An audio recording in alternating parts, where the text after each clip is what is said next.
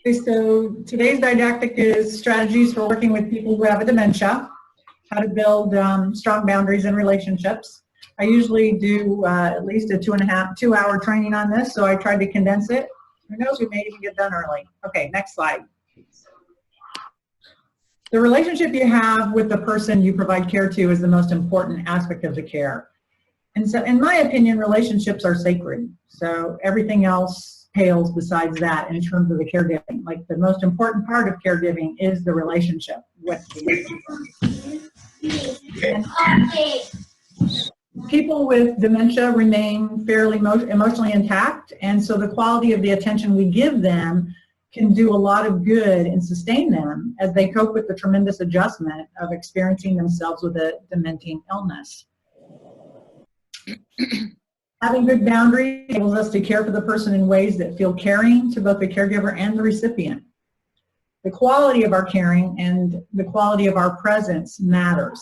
Not only will it help us to have fewer regrets when our caregiving comes to an end, but it will also enhance our pleasure in the caregiving situation. Our pleasure in the presence of another human being is not dependent upon how they act or feel or what they are going through. Then we can always be at our best for them and ourselves. And I think one of the goals for me as a caregiver is to try to remain present and caring in spite of what is going on. Next slide. The essence of boundaries is knowing what is your responsibility and what is not your responsibility. So this is my definition of that. You're responsible for how you think, feel, and act. You are not responsible for how someone else thinks, feels, and acts. So basically what I teach people is to learn how to mind their business, which is how you think, feel, and act in the face of how other people are acting, thinking, and feeling. And that will benefit you not only in caregiving, but in any situation. People will feel safe and not judged when we learn to mind our business. And for people to feel accepted and to feel free to be authentic really helps them to focus on what their job, which is to be responsible for how they think, feel, and act. We will feel less stressed and be able to stay in a place of caring and acceptance and have no reason to burn out or develop compassion fatigue if we're able to figure out how to do this. It is really hard to empty yourself when you have good boundaries. Next slide, please. Caregivers often have trouble with this. They believe that as part of their caregiving, it is their job to help the other person feel happy, think in ways that they deem reasonable, and do what they think the care recipient should do. In other words, what the caregiver feels is in the best interest of the person they are caring for is what they're trying to help the care recipient do. So we're kind of raised this way. You know, we're raised to think that it is really important that we make other people happy and that we try not to hurt other people's feelings. And we're sort of raised to help people think well of us and to think well of other people. And when we're doing that, it's very difficult to do our job, which is to be responsible how we think and feel.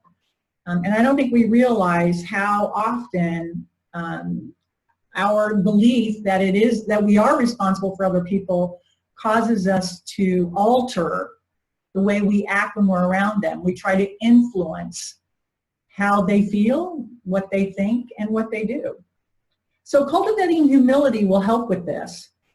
And I'd have to say one of the most important enlightenments I have experienced as a human is the realization that I have no idea what other people should do. This humility, this realization creates a space where I can feel caring while I observe what other people do, knowing that what they're doing is none of my business. My business is how I respond to what they do. And this is sort of a radical shift in thinking. So one day I was driving down the road and I noticed that a man pulled out in front of me and it was slippery and it kind of scared me. And I remember thinking he shouldn't have done that. And then I had this amazing thought, like, how do I know what he should do? This is ridiculous. How arrogant is it to think that I know what somebody else should do? And I started laughing. And that realization that I had probably 15 years ago has really changed me as a caregiver. It has really helped me to be humble and recognize that in any situation, I have no idea what the person should be doing, whether they have dementia or not. Next slide, please.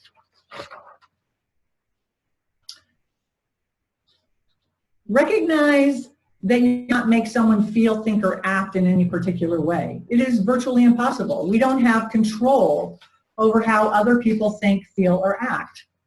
And as it is not possible, investing ourselves in trying to make somebody think in a particular way or feel a particular way or do something in particular is a waste of time.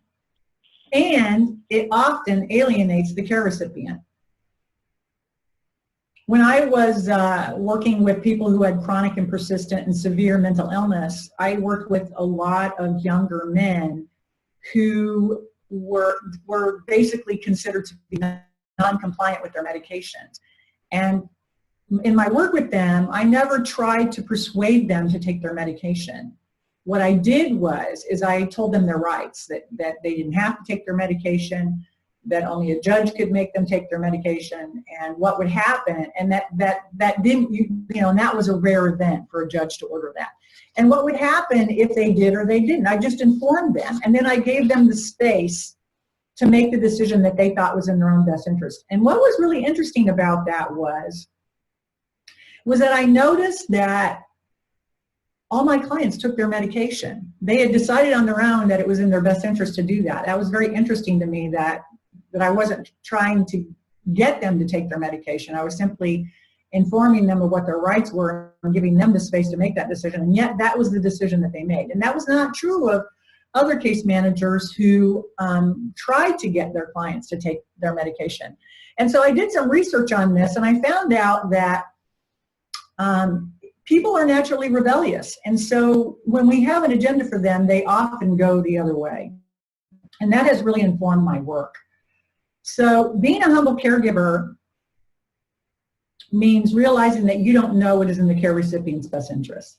And the truth is that we want people to do what we want them to do a lot of the time. We have ideas about what we think, how we think other people should behave, what is in their best interest, how they can make themselves happy, and we are really invested in that. Especially when we believe that an individual may no longer be capable of making good decisions. So it may seem necessary to get the care recipient on board with doing what we think is best for them. But this comes at a cost.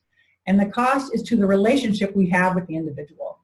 And the cost is also stress for both of us in our care recipient's experience and in our own experience. And this is a result of not having good boundaries. Okay, next slide, please. The realization that we do not know what others should think and do has important consequences on the choices we make as a caregiver. And I just gave an example of that, recognizing that it was not my job to have to make my clients take their medication. It's not my job to even try and persuade them. Really freed me to have a relationship that allowed them to fully trust me and to feel safe in my presence. And that somehow created a space where they were also able to feel safe doing what they actually thought was better for them. They were not trying to rebel. That was off the table. They were trying to think about what was best for them. So we're able to go from trying to get them to do what we want to honoring their own path through living with dementia. So for instance, let's say that as a caregiver, we want the person that we're caring for to eat 3 meals a day instead of only drinking chocolate milk. March 26, 2020. Wanting them to take their medicine when they do not. That is 3/26/20. Nice. We may want them to attend medical appointments when they refuse to do so. We may want them to sleep at night when they prefer to sleep during the day. And so, and I recognize that that's hard on care recipients. Caregivers, I mean, when they see people acting in ways that are hard on them, like when they want to sleep at night and the person they're caring for is not, that can be very hard for them. But the truth is there's no real point in investing yourself in trying to get something to happen when you can't make it happen. That just leads to more stress and erodes the relationship. So I'm trying to present ways that are more skillful than trying to force an outcome that you don't really have the power to enforce. Next slide, please. So my suggestion is you invest in your relationship with the care recipient and not in a specific outcome to the caregiving. If you care more about your agenda for the care recipient than your relationship with them, you will have difficulty trying to achieve your agenda, and the caregiving will feel more onerous. And the care recipient will know that. They remain pretty emotionally intact. They will be aware of that. People know when we want them to do something. They know they are able to read us more than we recognize. And we're able to read other people more than they recognize.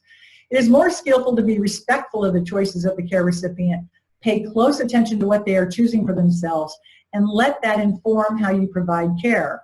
For instance, if you notice that the person you're caring for doesn't like to eat regular meals, but likes to drink chocolate milk, then you may think of ways to make that chocolate milk more nutritious by using chocolate boost or ensure or carnation instant breakfast, or adding things to it and seeing if that's acceptable to them. So you're kind of going with their choice and trying to make it work for them. People do not like being controlled, and they will often rebel against an agenda. They want to be respected and to have some level of self-determination. This is true of all people, whether they have a dementia or not. Next slide, please. Trust people. They always have good reasons for what they are doing. That's hard for us, you know, to trust people at times when it seems like they're doing something that's not in their best interest. But if you're humble and you realize you don't know what is in their best interest because you don't know how somebody else is supposed to act, you only know how you're going to act, then it really benefits the relationship and is less stressful for you. For instance, I was asked to visit a person who had a dementia. He was living in a residential care facility and he wasn't eating. And the man had known me because I had treated him years ago and helped him get sober. So I went out to visit him, and he remembered me very well, and he was so happy to see me that he was eating while he was talking to me. But I asked him I told him that I heard that he was finding it difficult to eat, and I told him, I know you have a really good reason for doing that, and I'm just wondering if you would share that with me. And he told me that his mouth was incredibly sore. So we got the doctor to come out and look at him, and he had some sort of like a bacterial infection or something in his mouth, and he was treated for that, and then he was able to eat. So people have good reasons for what they're doing. Like if you have schizophrenia and you believe that somebody's beaming rays into your head from a spaceship and that it's going to control you if that happens, and you think a tinfoil hat is the only thing that's going to stop those rays from being beamed into your head, you're going to wear the tinfoil hat. So you have a very good reason for wearing it.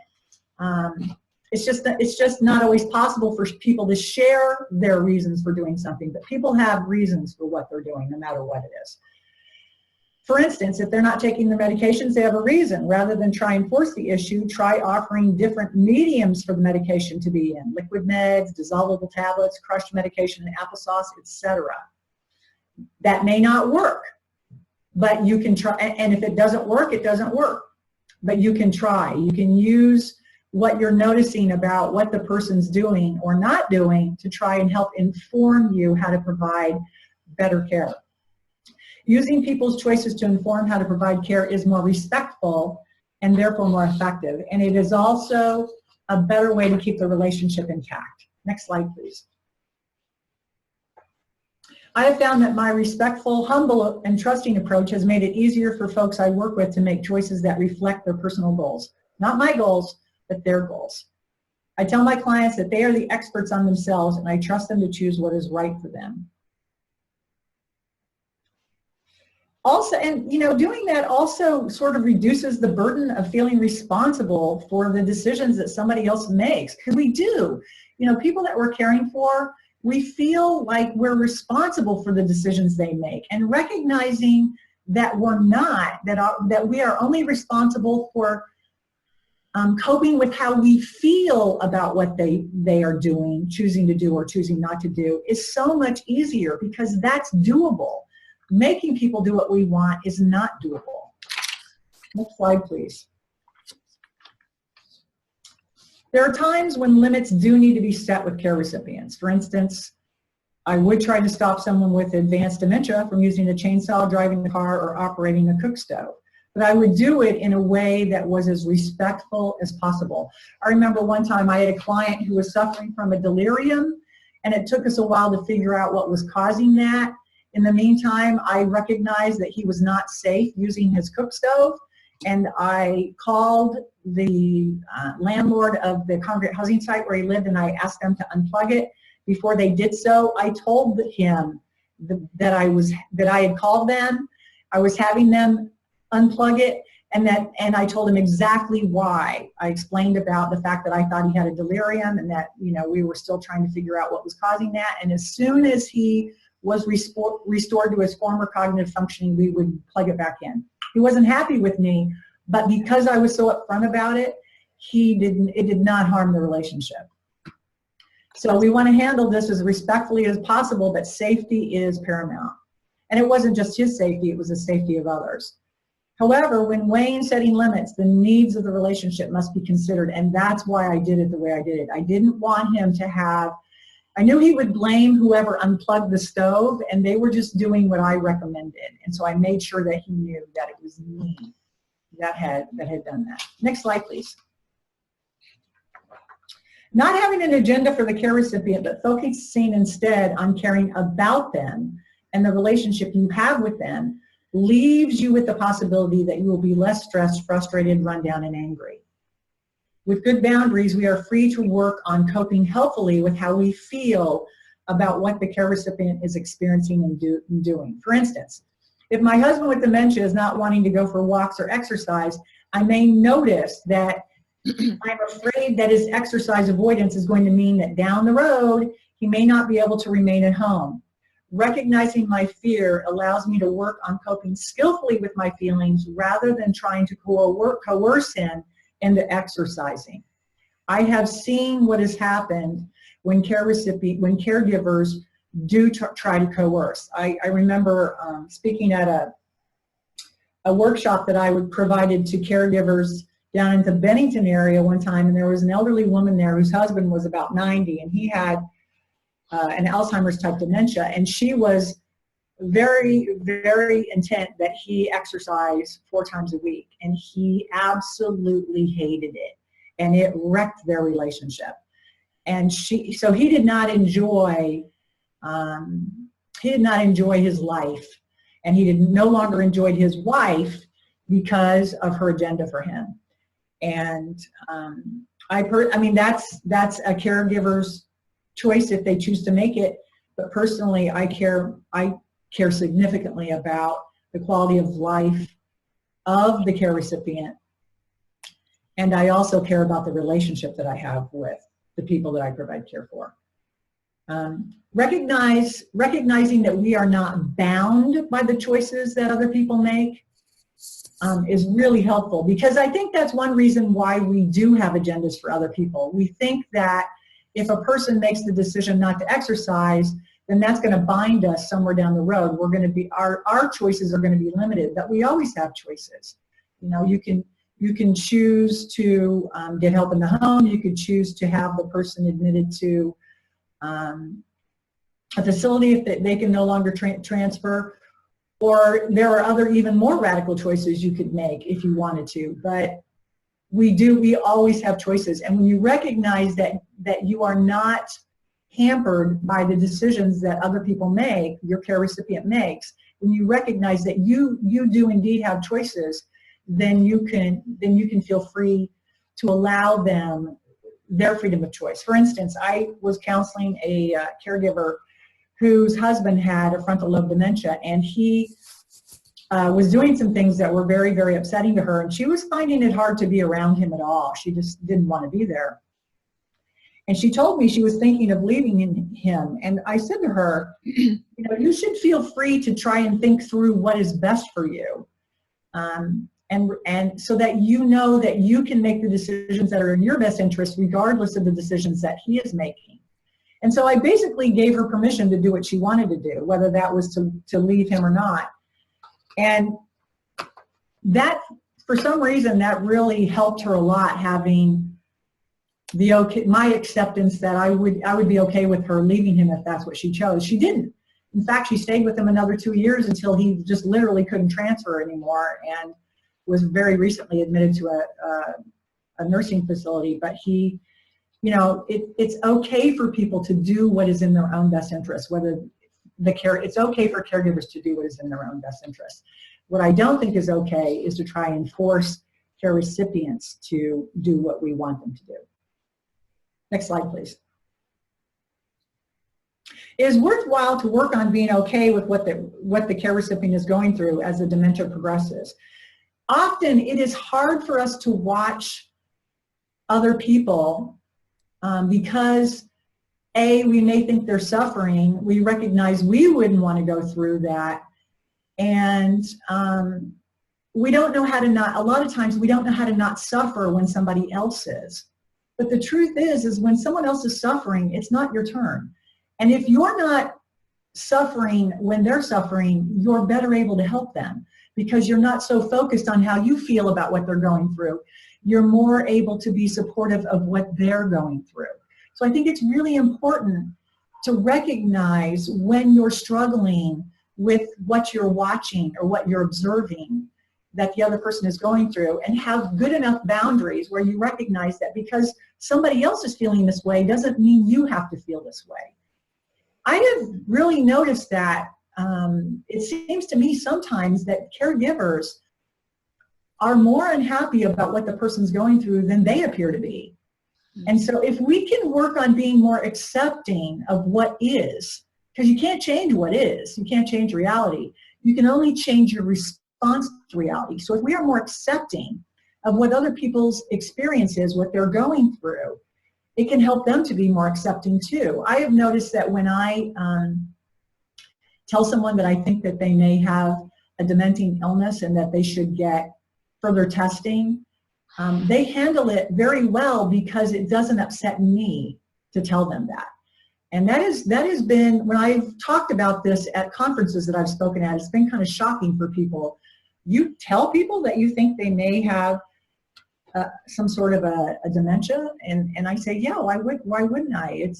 I really believe people can handle what I have to say to them, and I think the fact that I can handle it makes it easier for them to handle it. They realize it's not something, you know, totally dreadful or to be ashamed of or to feel sorry for them about, because I really think that people can handle what their lives bring them. And I do think that's helpful to them, and I know that it's helpful for me. So if we feel sorry for them, it could impact how they feel about themselves or about what they're going through. And we want to equip people to be as effective at coping with their experience of dementia as they can. And I think we can help people to not feel as diminished by it by being okay with what is going on and by continuing to respect their ability to cope. I really believe that acceptance is a very powerful choice. Next slide, please. My mother passed away in December, by the way. Look, you have to call me back. Learning how to respond healthfully to how you feel about your caregiving experience is important. We often feel like we are not doing enough, that we are failing the care recipient in some way, or we may notice that we do not like who we have become in the caregiving situation. Because we get frustrated, we get stressed, and sometimes that's apparent. Acceptance and self-compassion is a skillful response to the stress of caregiving. You can tell yourself, it is okay to feel this way, and I'm doing the best I can. We need our own kindness and encouragement as we navigate through the caregiving experience. And one way to do that is purposefully to say things to yourself that is encouraging. Like, I will always know what to do. I'm doing the best I can. My care recipient is okay in this moment. I do not need to go into the future. I can handle what each moment presents. Next slide, please. Finally, find ways to enjoy the person you're caring for. This is easier if you stay out of the future. Focus on what you like about them and the time you spend together. Really pay attention to what you like in the situation. I notice that when I do that, I enjoy everything more. When I focus on what I don't like about it, I don't have as good an experience of whatever it is that's going on. I always try and focus on what I like about what's going on. And then I magnify it for myself by commenting on it. Recognize that this time too is special and meaningful. Thank you. That's all I have to say about it. Thank you, Cinda. That was great. You're welcome.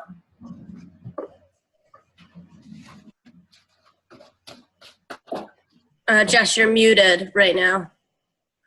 Does anyone have any questions for Cinda at this moment? You're funny. That was what I was going to say. I was going to say we've actually got a couple of minutes. Good job, Cinda. So if anyone's got any questions or comments, that would be this would be a good time. And all of you are muted, so you may, if you're on a phone, press *6 to unmute if you do.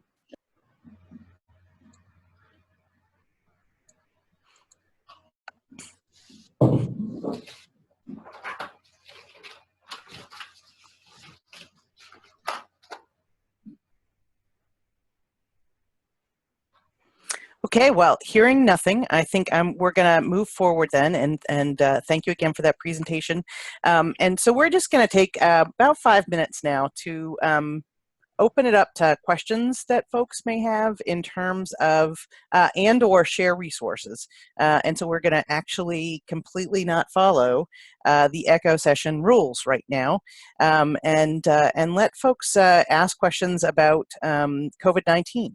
And how it's impacting folks with dementia and their caregivers, and anything that you have heard or seen that is being successful at engaging with these issues. And I will note that, for instance, and unfortunately, Catlin Blackstone of Southern Maine Agency on Aging couldn't be with us, but they had to close their adult day program because of concerns of spread of COVID-19. And so while they've had to lay off a lot of their staff that were part of that adult day center, they were able to retain their social worker and are having their social worker call both the families and the people with dementia every day to check in and see how things are going, and to connect them with resources in the community. So that's just sort of one idea of good things that are happening for challenging situations. So I'm just going to stop talking now and ask others to ask questions or share information. And just remember, you guys are all muted right now, so you'd have to unmute to speak, and we want to hear your opinions and suggestions and ideas. Hey Jess, Tamara Herrick here. So as part of the grant, we're doing the resources for enhancing Alzheimer's caregiver health with Maine Behavioral Health and Maine Medical Center's geriatric social workers. And so we have transitioned all of those, which were formerly in-person sessions, to telephonic. And so far it's working well. The caregivers really appreciate that we are continuing that. That's terrific.